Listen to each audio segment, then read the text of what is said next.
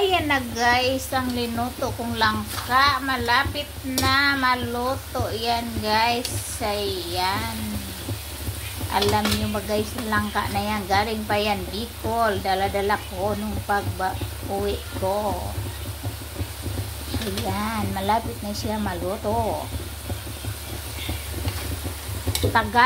Bicolana itong langka na to. Pati yung nyug na nilagay ko dito galing Bicol. Ayan.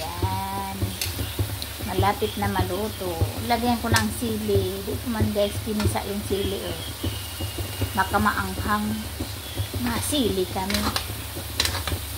Ayan. Sarap, sarap, sarap. Yummy, yummy, yummy. Nang gulay na langka.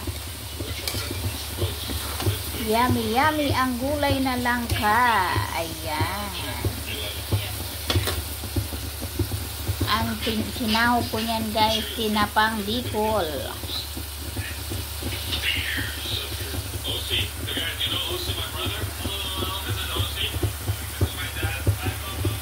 Tinapang Bicol ang sinahog ko dito. Ayan. Lapit na guys maluto.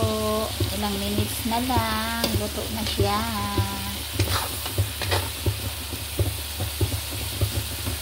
Yummy yummy yan guys. Ayan. Kasama tabo video ko. Tabo. Ang sandok sa ulam. Ayan, malapit na siya matuyo.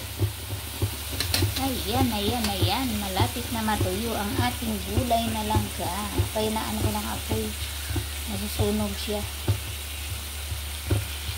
Sarap nito guys. Tuyo na. Ang pagkaluto para masarap. Ayan. Thank you for watching. See you next video.